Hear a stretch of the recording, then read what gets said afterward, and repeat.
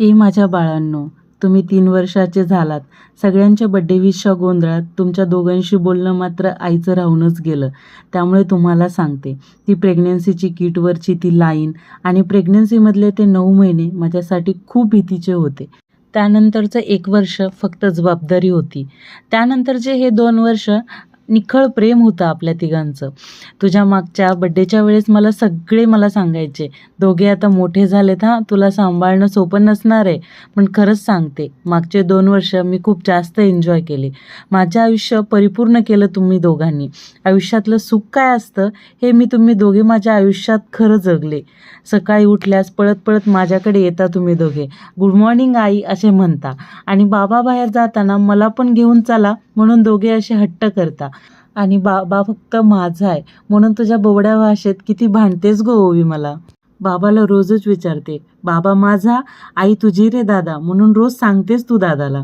मी पोळी करत असताना माझ्याजवळ येऊन पीठ मागतात दोघेजण आणि माझ्या बाबांना पोळी बनवते म्हणून डेली सांगतात तुम्ही दोघे.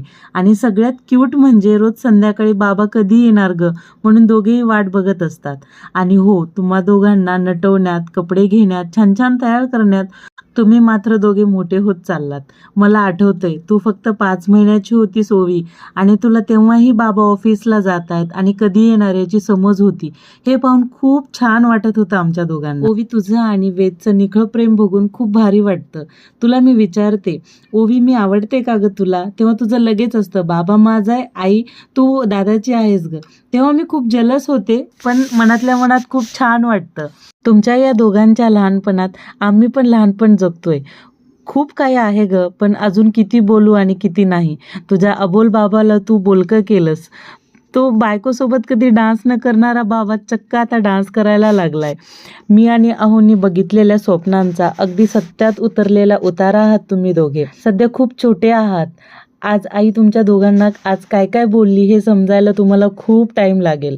पण दोघांना एकच सांगते, तुम्ही हे जे नाजूक बोट आई आणि बाबाच्या हातात आयुष्यभर राहू दे.